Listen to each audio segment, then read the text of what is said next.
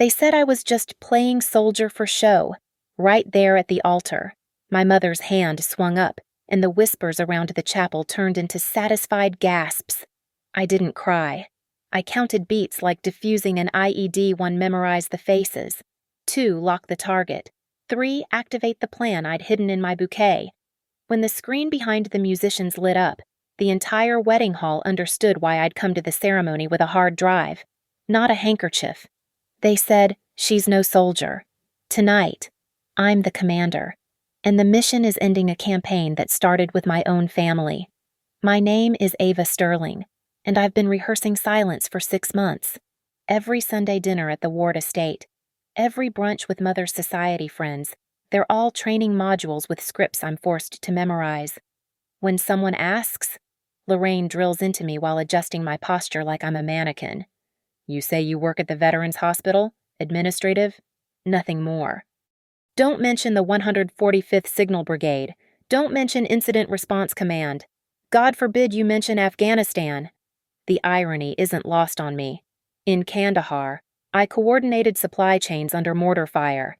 Here in Fort Avery, Colorado, I can't coordinate my own wedding story without Mother's approval.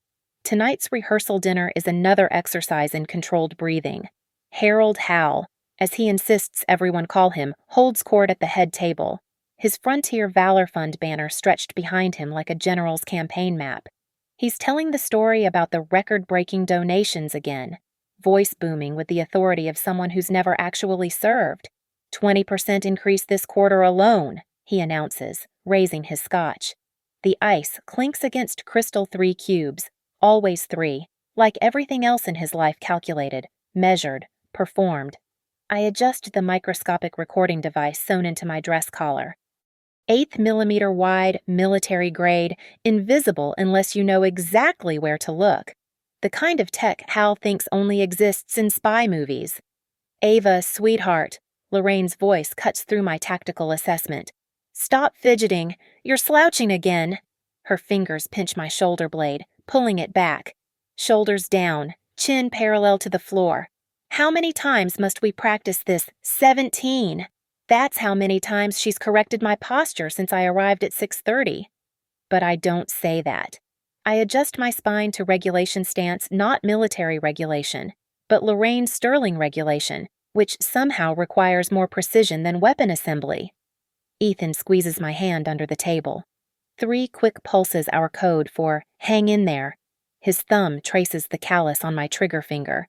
The one Mother insisted I should file down before tomorrow. I didn't. Tell them about your work, Ava, Hal suggests, his smile sharp as shrapnel. The filing, the paperwork. All those important medical records. The words taste like copper pennies. I coordinate veteran care at Ridgeline Hospital. She's very organized, Lorraine adds quickly, as if organization is my only qualifying trait. Gets it from me, really? The attention to detail. Reverend Cole nods approvingly from across the table, his collar too white, too starched, like his conscience. Service takes many forms, he says, reaching for another dinner roll. His third. I notice because I notice everything now. Patterns, irregularities, evidence. The USB drive presses against my wrist, hidden in the corsage Ethan gave me. 16 gigabytes of service records, bank statements, emails with subject lines like discretionary distribution and administrative overhead adjustment, the kind of overhead that bought Lorraine's new pearl necklace while the prosthetics lab at Ridgeline operates with equipment from 2003. Speaking of service, I say, my voice steady as a sniper's breath, how's the new respiratory unit coming along, the one the fund promised to sponsor? Hal's jaw tightens. Just a micro-expression, but I catalog it. These things take time. Red tape. You understand? I do understand. I understand that 3 days ago, I found an invoice for a $60,000 consulting fee paid to Baxter Civic Services Hal's shell company. The same amount quoted for 3 new ventilators. Of course, I agree, lifting my water glass. To patients. Mother beams, mistaking my compliance for surrender. She doesn't know about the other USB in my apartment, the backup files on the cloud. The scheduled email set to deploy at 0900 hours tomorrow if I don't manually abort. Tomorrow. She keeps saying, tomorrow will be perfect. The flowers, white roses. No exceptions. The music classical. Nothing contemporary. The photos posed, never candid. She's choreographed every moment except one. She hasn't choreographed what happens when the performance ends. As dessert arrives, creme brulee. Mother's favorite, I excuse myself to the restroom. In the mirror, I see what they've tried to create: the dutiful daughter, the acceptable bride, the woman who knows her place. But I also see what they missed: the tactical assessment in my eyes, the strategic patience in my posture, the warrior they keep insisting doesn't exist. Tomorrow, they'll all discover that some battles are won not with violence, but with evidence, not with force, but with facts. I touch the micro recorder one more time, ensuring it's captured everything. Then I return to the table, to the script, to the silence I've perfected. One more night of playing their game. Then I deploy my own rules of engagement. The wedding day checklist sits on my childhood vanity like a field manual. Lorraine's handwriting, precise as surgical incisions, fills 3 pages of cream cardstock. 6:15 a.m. hair arrival, 6:45 foundation application, 7:30 photographer setup. Every minute accounted for, every movement predetermined. I cross-reference it with my own SOP, hidden in my phone's notes app. 7:20 test venue audio system. 8:10 confirm USB compatibility with projector. 8:45 verify emergency exit accessibility. You're not eating, Lorraine observes from the doorway, her silk robe pristine despite the early hour. She eyes the untouched breakfast tray egg whites, half a grapefruit, black coffee. Nerves focused, I correct, applying concealer to the scar on my collarbone. Shrapnel. Helmand Province. 2019. The makeup artist will cover it again later. But I need the ritual, the layers, the armor. She approaches, adjusting the pearl clips in my hair. Remember, during the processional, count to 3 between each step. Measured. Elegant. Not like... She pauses, searching for the right insult. Not like marching. Everything is not like something with her. Not like a soldier. Not like someone who's seen combat. Not like someone who matters beyond their ability to look appropriate in photos. Ethan texts, setup complete on my end. AV guy thinks I'm just paranoid about the wedding video. I love you. I delete it immediately. Can't leave traces. Not today. By 9:30, the suite fills with bridesmaids' chatter and champagne bubbles. Juno catches my eye while the others fuss over bouquet arrangements. She taps her clutch, our signal that the backup drive is secure. My maid of honor, chosen not for our shopping trips or wine nights, but for her 3 tours as a combat medic and her current job in IT security. The flowers are perfect, someone gushes, and they are white roses with baby's breath, except for mine. Mine has a single stem replaced with a USB housing, painted white, invisible unless you know exactly where to press. Lorraine returns in her mother of the bride dress, a shade of champagne that cost more than a month of veteran disability benefits. The photographer wants individual shots. Ava, remember chin down, eyes up, smile with your mouth closed for formal shots. I comply, muscle memory taking over while my mind runs through contingencies. Primary plan execute during reception. Backup if confrontation escalates. Deploy during ceremony. Tertiary abort and leak to journalists after honeymoon. But something in my gut, that same instinct that saved me from an IED outside Kabul, says today's timeline might accelerate. The flashback hits while the makeup artist works on my eyes. 2 weeks ago, searching for my birth certificate in Hal's study, finding instead a folder labeled FVF discretionary. Inside receipts for Lorraine's jewelry, Reverend Cole's new office furniture, a boat registration for something called The Patriot's Dream, and beneath it all, a spreadsheet, names of donors in one column, amounts in another, and a third column labeled Actual Allocation. The respiratory unit promised to Ridgeline listed at 90,000 raised, 12,000 allocated. The difference, Administrative overhead. Hold still, the makeup artist commands. And I do, even as my hands itch to clench. Ethan appears at 11:15, breaking tradition. I need 5 minutes, he tells Lorraine, who starts to protest. Please. She allows it because she must. The groom's family contributed to the venue. Alone. He takes my hands. You don't have to do this. The wedding. The plan. We could just leave. Elope. Let lawyers handle the rest. I study his face earnest, worried, still naive enough to believe in clean exits. They stole from veterans. Ethan. From people who already gave everything. I know, but in the service, we have a saying, leave no one behind. That includes the ones who can't fight for themselves anymore. He kisses my forehead, careful not to smudge the makeup. Then we do this your way. Just promise me you'll be safe.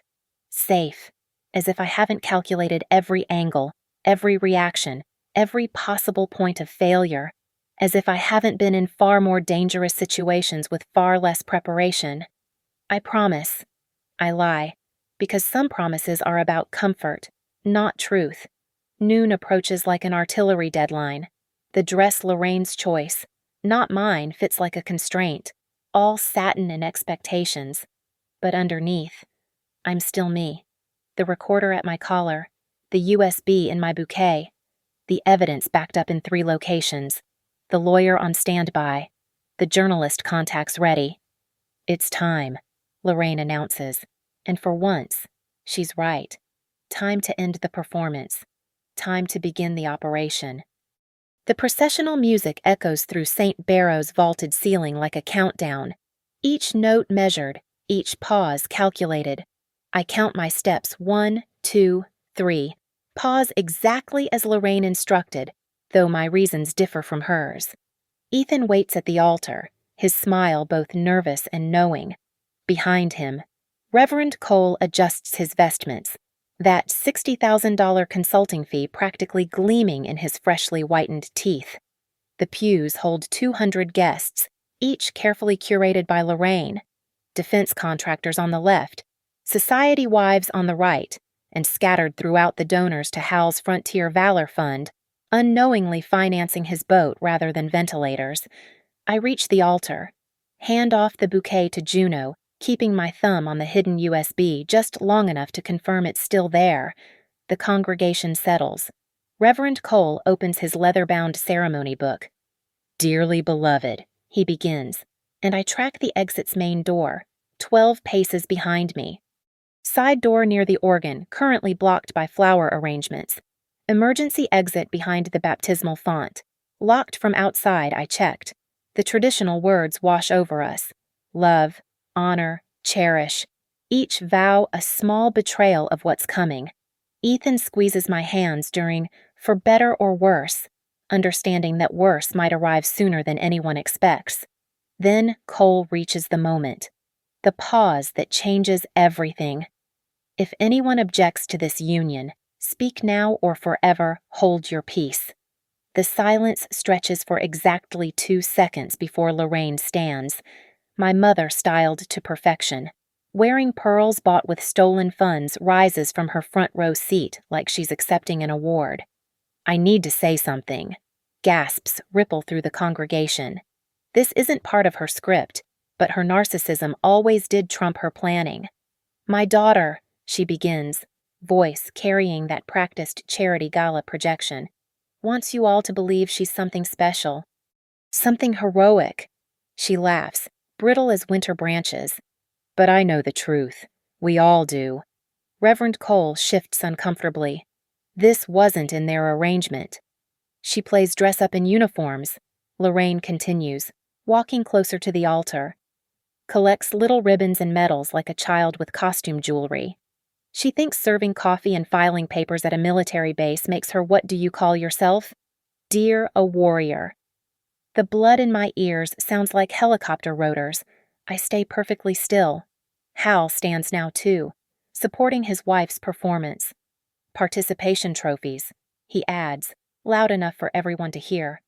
That's all they give nowadays. Show up, get a medal. Real heroes, real soldiers, they're different. She's no soldier, Lorraine's voice cracks with theatrical emotion. She's a secretary who went camping in the desert, and now she wants us all to salute her for it. The whispers start immediately. Venomous little hisses from people who've never seen blood that isn't their own, never made decisions that meant life or death, never held someone's hand while they died 10,000 miles from home. I take one step forward. Lorraine mistakes it for submission, opening her arms as if I'm coming for comfort. The slap sounds like a rifle crack. Her hand connects with my cheek hard enough to turn my head. My veil shifts. A bobby pin falls, hitting the marble floor with a tiny metal note. Someone drops a champagne glass in the back row. The crash echoes. I don't move. Don't retaliate. Don't even bring my hand to my burning cheek. Instead, I count. 3 lock eyes with Juno, who's already reaching for her phone. 2 watch Reverend Cole step back, suddenly realizing he's chosen the wrong side. 1 smile. Thank you, Mother, I say, my voice carrying the same projection she taught me, but steadier, combat tested. You just made this easier. The projector screen behind the musicians flickers to life. Nobody was expecting multimedia during the ceremony. But then again, nobody was expecting Lorraine to assault her daughter at the altar either. Since we're sharing truths, I continue, turning to address the congregation while my cheek still burns. Let me share mine. Lorraine lunges for me again, but Ethan steps between us. Not aggressively, just present. A barrier she can't cross without making an even bigger scene. You want to know what a real soldier does? I ask the audience, my voice finding that command tone that once coordinated evacuations under fire. A real soldier protects those who can't protect themselves, even from their own families. The first document appears on the screen, a bank statement, especially from their own families. The whispers change pitch, now confusion replacing condescension. Hal starts toward the projector. This is ridiculous. Turn that off. But Juno's already at the control panel, and she knows her way around technical equipment better than Hal knows his way around charity fraud. Sit down, Harold, I command, and something in my voice, something forged in actual combat, not boardrooms, makes him stop. You're about to be famous. The screen changes an email thread.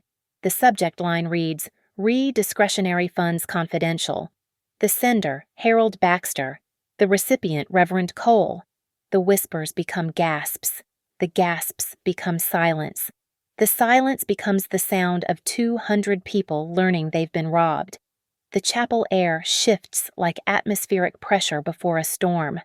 I touch my burning cheek once confirmation of assault. Evidence cataloged, then pivot my entire strategy. No waiting for the reception. No measured reveal over dinner courses. Lorraine's slap just authorized immediate deployment. I catch Juno's eye and tap my bouquet twice. She understands immediately, fingers already working her phone. The backup drives in her clutch, the cloud files. Everything moves to active status. Reverend, I say, voice calm as a medic triaging casualties. I'd like to request 2 minutes for prayer. Cole fumbles with his ceremony book, sweat beading on his forehead as he stares at the email still displayed on the screen. This isn't 2 minutes, I repeat, and it's not a request anymore. For truth and reconciliation. Ethan's hand finds mine. His fingers are steady, his stance protective but not aggressive. He knows the difference between my command voice and my combat voice. This is still command. Combat comes later if necessary. Everyone, please. I address the congregation. Remain seated. The doors will stay closed for your safety and to ensure everyone hears what needs to be heard. You can't lock us in here, someone shouts from the back. I'm not locking anyone in, I clarify, nodding to Juno, who's positioned herself by the main entrance. But I am asking you to witness what your donations actually funded. You deserve that much. Lorraine starts toward me again, but 2 of Ethan's groomsmen, both veterans from his engineering firm, step into her path. Not threatening, just present. Human obstacles she'd have to publicly push past. "This is insane," Hal declares, pulling out his phone. "I'm calling the police," I finish for him. "Please do. Ask for Detective Morrison. Tell him Ava Sterling is ready to present the evidence we discussed last Tuesday." His thumb freezes over the screen. The bluff works because it's not entirely a bluff. Morrison exists. We did meet, though he told me I needed more evidence for criminal charges. Today's recording should solve that problem. The microphone on my collar has captured everything Lorraine's admission that she's been stealing valor by proxy. Hal's panicked reaction, Cole's guilty silence, audio evidence of consciousness of guilt, my lawyer would say. Juno connects her phone to the projector's auxiliary port. The email disappears, replaced by a spreadsheet. Clean. Clinical columns of numbers that tell a filthy story. "Let me translate this for everyone," I begin, using my instructor voice from when I trained new recruits. "The Frontier Valor Fund raised $3.7 million last year. Impressive, right? Murmurs of agreement from donors who recognize their contributions in the total. Operational expenses," I continue, highlighting the next column. "Allegedly consumed 78% of that, but let's look at what counts as operational." The screen shifts receipt after receipt. Lorraine's jewelry purchases, Hal's boat payments, Cole's office renovation. A vacation to Turks and Caicos labeled Fund Development Retreat. Meanwhile, I pull the physical USB from my bouquet, holding it up like evidence in court. Ridgeline Veterans Hospital operates with broken equipment. The prosthetics lab uses 3D printers held together with duct tape. The PTSD counseling program got cut because there's no funding. An elderly woman in the third row starts crying. I recognize her from the donor list she gave $50,000 in memory of her grandson. KIA in Syria. "This isn't about me being a soldier or not," I say, looking directly at Lorraine. "This is about 23 veterans who died waiting for equipment your fund promised to provide." "Lies!" Lorraine shrieks, but her voice cracks. "You vindictive little—" "I have receipts," I interrupt. "Emails, bank records, recordings." I tap my collar, making sure she sees the microphone. "Including everything said today." Reverend Cole edges toward his vestry door. "I had no knowledge. February 15th. I recite from memory. You emailed Hal requesting, quote, additional considerations for continued discretion. March 3rd. You deposited a check for $30,000 from Baxter Civic Services. March 4th. You broke ground on your new residence hall." His face drains of color like blood from a severed artery. The congregation isn't whispering anymore. They're demanding answers, voices rising from shocked to angry. Someone shouts about lawsuits. Another mentions the FBI. Hal makes a break for the side door, but it won't budge. Juno secured it with a bike lock from outside before the ceremony. Not illegal, just inconvenient. He pounds on it once before realizing how guilty he looks. "Every document," I announce, pulling a second USB from my garter backup for the backup, "will be provided to authorities. But first, you all deserve to see where your money went." The projector cycles through more evidence. Checks made out to cash. Shell company registrations. A photo I took of Lorraine's new Mercedes, parked next to a veteran sleeping in his car outside the VA hospital. "You want to know what kind of soldier I am?" I ask, my voice rising for the first time. "I'm the kind who keeps her promises, who protects her people, who doesn't leave anyone behind, especially not for 30 pieces of silver disguised as charity." Ethan squeezes my hand 3 times our signal. I squeeze back 4 message received, preparing for extraction. The chapel doors won't hold much longer. Someone's already calling 911, but it doesn't matter anymore. The mission parameters have changed, but the objective remains the same. Complete exposure. No survivors left in the dark. The projector screen fills with a bank statement that makes the congregation gasp collectively. The Frontier Valor Fund account, $4.2 million in deposits, $300,000 remaining. "Let's do battlefield math," I say, my voice clinical as a field surgeon's. 4.2 million raised, 3.9 million missing. That's enough for 47 ventilators, 600 prosthetic limbs, 2 years of full PTSD counseling staff. I clicked to the next slide using the remote Juno passed me. Instead, here's what we bought. The receipts cascade like falling dominoes, each one time-stamped, documented, cross-referenced with bank withdrawals. December 10th, diamond earrings from Cartier, $17,000, purchased one day after the fund's Christmas gala. The receipt fills the screen, Lorraine's signature clear at the bottom. My mother has gone pale as battlefield gauze, her perfect makeup cracking at the edges where sweat beads along her hairline. January 15th, Baxter Civic Services invoice for consultation, $60,000. I highlight the payment date. January 16th, Reverend Cole's building fund receives an anonymous donation of $58,000. Quite the coincidence. Cole grips the altar, knuckles white. This is defamation. This is evidence. I correct. Notarized. Authenticated. Every document verified by a forensic accountant who, fun fact, is also a veteran. Lost her legs in Mosul. She was very thorough. The next slide stops everyone cold. It's an audio waveform with a play button. Should I ask the congregation, finger hovering over the remote. Play it, someone shouts. Then another. The crowd wants blood now, and I'm the medic deciding who gets transfusions. Hal's voice fills the chapel, tinny but clear through the sound system. These broken soldiers, they don't know any better. Wave a flag. Say, thank you for your service. They'll empty their wallets. It's almost too easy, like taking candy from brain-damaged babies. The recording continues, Lorraine laughing. Cole agreeing that God helps those who help themselves. A World War II veteran in the front row stands up, his medals catching the light. He doesn't say anything, doesn't need to. His presence is accusation enough. That's taken out of context. Hal stammers. Here's context, I reply, switching slides. Email dated March 2nd, from you to Cole. Subject line Veteran Suckers Monthly Report. I read it aloud, each word a nail in their coffin. Another successful month milking the military sympathy. Lorraine wants the yacht upgrade. Tell them we need more for wheelchairs. They'll never check. Someone in the back vomits. The sound echoes off marble. But here's my favorite, I continue, voice steady as a flatline.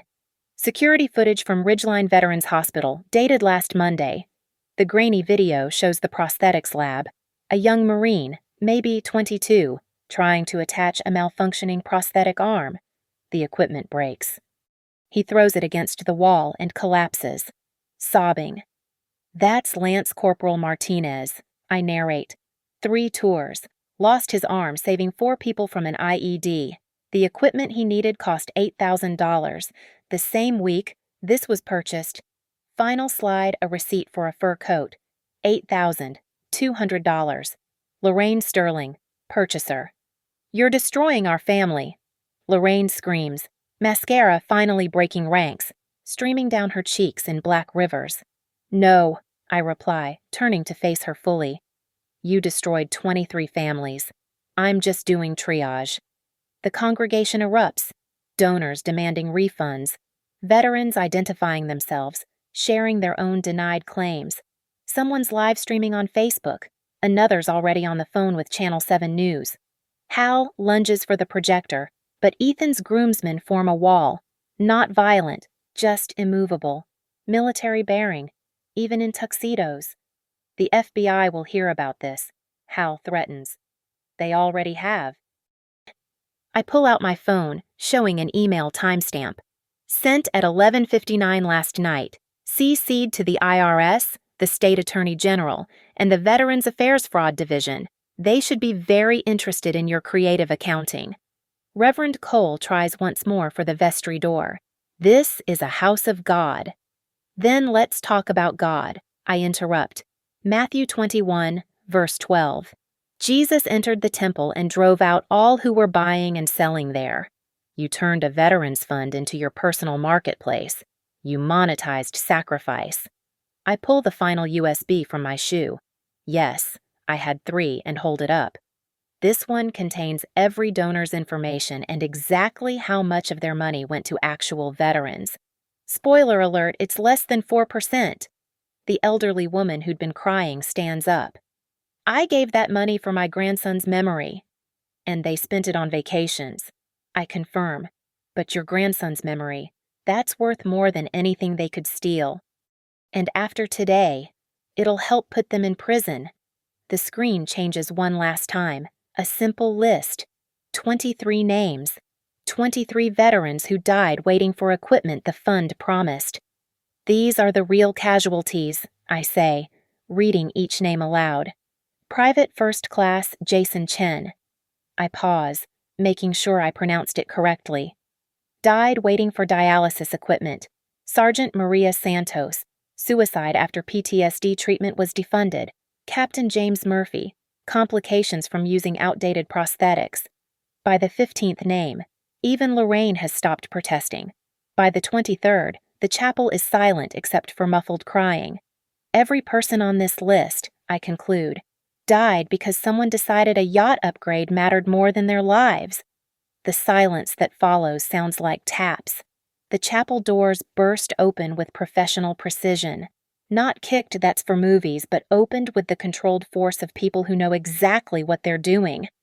Marla Pike enters first, my lawyer looking like she's about to argue before the Supreme Court despite it being Saturday afternoon. Behind her, 2 county inspectors I recognize from their photos, but am seeing for the first time. They've been sitting in the back row since 12:30, waiting for my signal. Harold Baxter, the lead inspector announces, his voice carrying official weight. We have a warrant to search the Frontier Valor Fund offices and your personal residence. Hal spins toward me.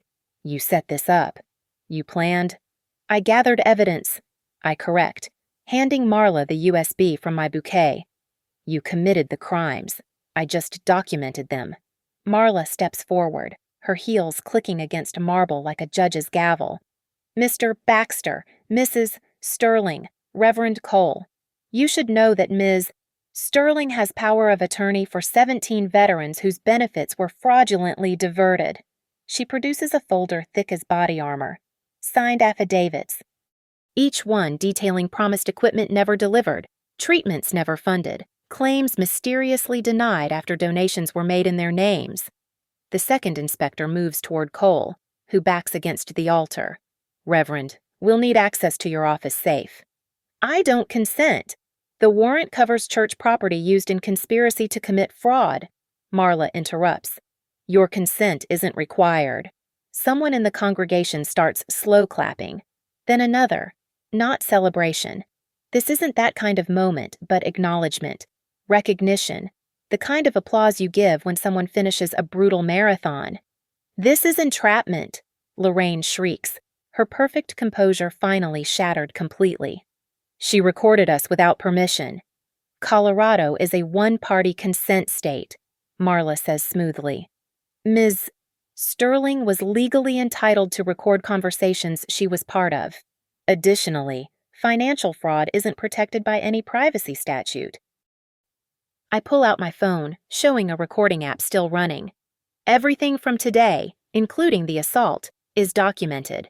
The slap was actually helpful. Assault charges tend to make juries more sympathetic to fraud victims.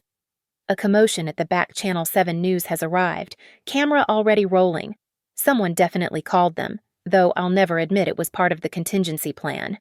No cameras, Hal shouts, trying to block his face. But the damage is done. The live streams have been running for 20 minutes. The story is already trending on Twitter. Stolen Valor Fund. Reverend Cole makes one last attempt at dignity. This is a house of worship, which you used to launder money. I interrupt.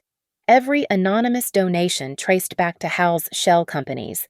Every charity receipt signed with your name. You turned God into your co-conspirator.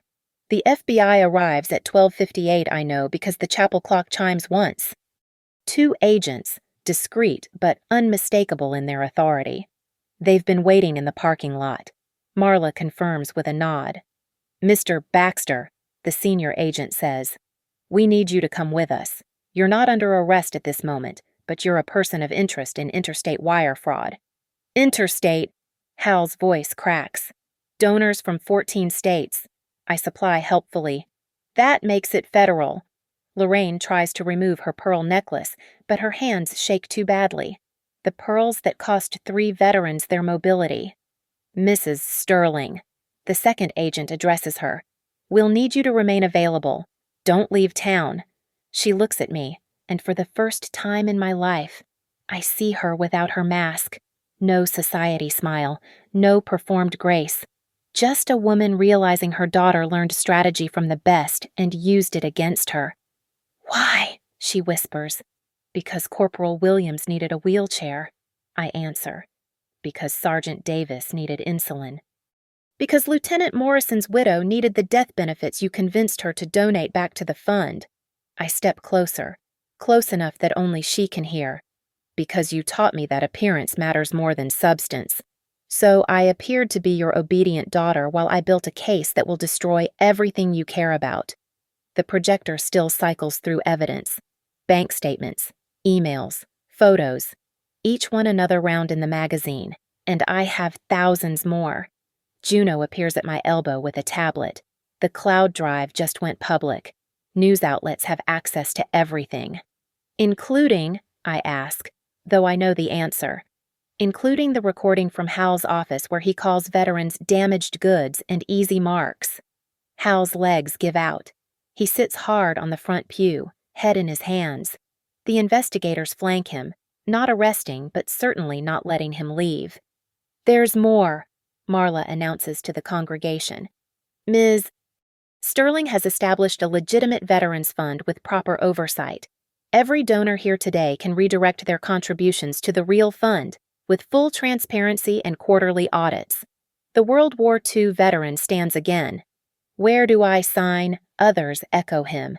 They came to celebrate a wedding, but they're witnessing justice instead. Not the kind they expected, but the kind that's overdue. Ethan takes my hand, his wedding ring catching the light we managed to exchange rings before everything exploded, a small victory in the larger war. Ready to go, he asks quietly. I look around the chapel, Lorraine being read her rights, Hal surrounded by federal agents, Cole trying to explain to investigators why his safe contains $60,000 in cash. The church bells chime 1 o'clock, the exact time we should have been pronounced husband and wife. Instead, we're pronouncing something else entirely. Guilty. The inspector's voice cuts through the chaos like a combat radio breaking squelch. Mr. Baxter, I need you to hand over your phone. Hal clutches it like a lifeline. I want my lawyer. Call them from the station, the inspector replies, palm extended. The device is evidence now.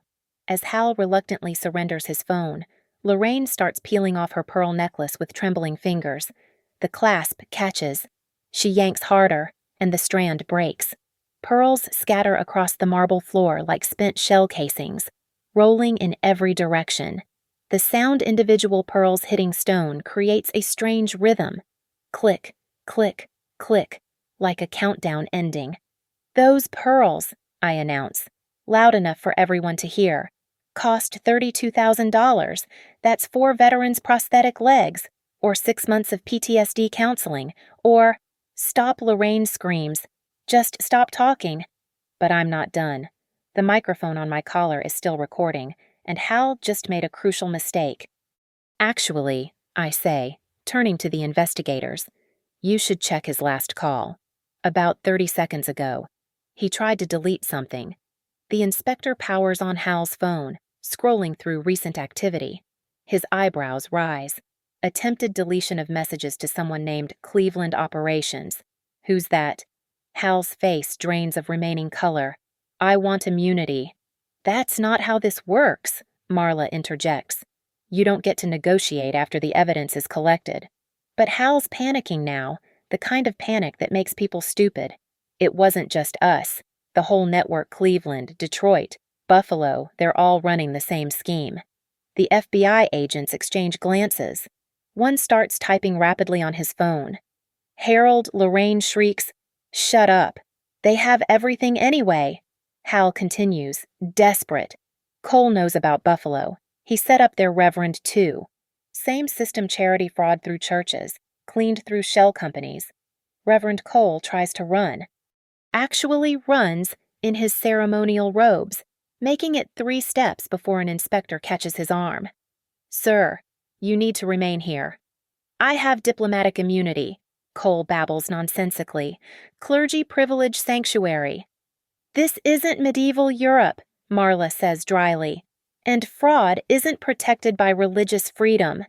The live stream count on someone's phone shows 12,000 viewers. The comments scroll too fast to read, but I catch fragments. Justice. Finally. My uncle died waiting for that equipment. Then Cole says something that changes everything. If I'm going down, I'm taking everyone with me.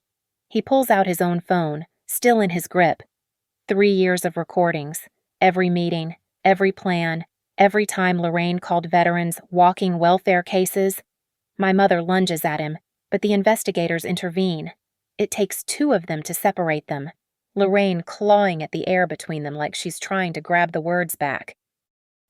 "You recorded us," Hal asks, stunned. "Insurance." Cole spits. "You think I trusted you? You were planning to throw me under the bus the moment things went south." They turn on each other like rats in a flood. Cole shouting about Hal's other women, funded by the charity.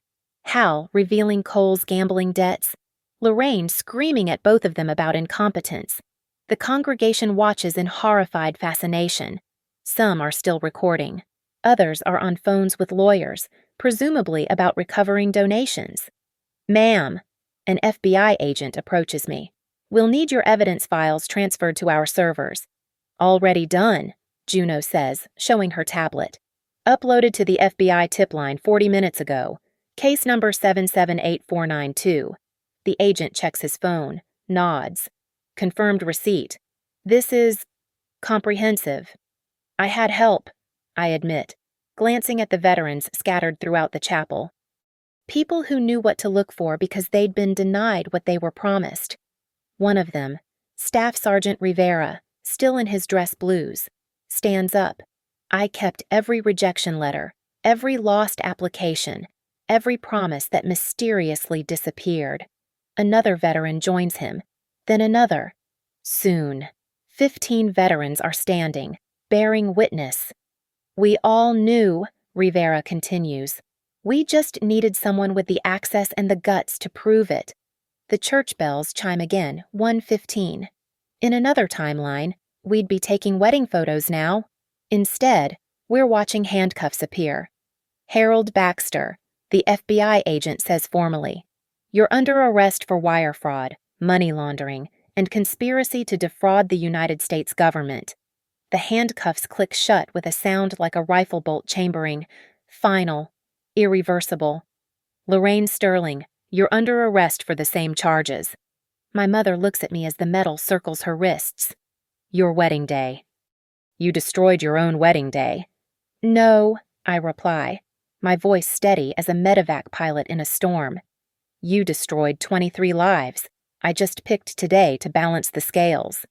Reverend Cole gets his own set of handcuffs, his ceremonial robes bunching awkwardly around the metal.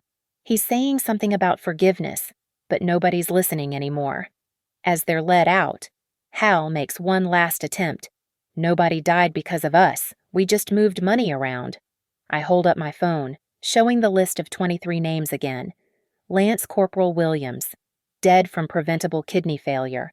Private Johnson, suicide after PTSD treatment was canceled. Sergeant Thompson, infection from substandard prosthetics. My voice rises with each name, filling the chapel like a battle cry. They died because you decided their lives were worth less than your comfort. The federal agents escort them past 200 witnesses, past cameras, past veterans saluting their fallen comrades' memories. The chapel doors close behind them with a sound like a sepulchre sealing. Silence falls, not peaceful, the kind that comes after an explosion, when everyone's checking if they're still intact. Then, from the back row, someone starts singing, low, quiet, but unmistakable. The Navy hymn, Eternal Father, strong to save. Other veterans join in, different branches, different generations, but united now. I don't sing, can't, but I stand at attention as their voices fill the space where vows should have been. The chapel empties slowly, like a combat zone after ceasefire. People drift out in small groups, some offering quiet congratulations, others too stunned to speak. The news crews pack up their equipment. The investigators finish photographing evidence. The FBI agents have long since departed with their suspects.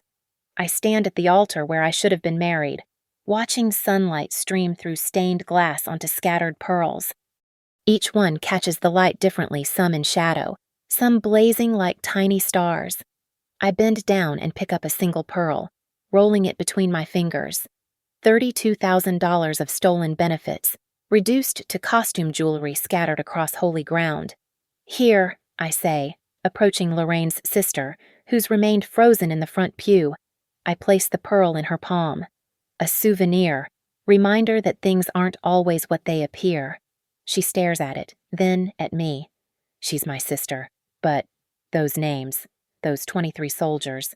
Veterans, I correct gently. They earned the title. Ethan appears beside me, having helped the last of the elderly guests to their cars.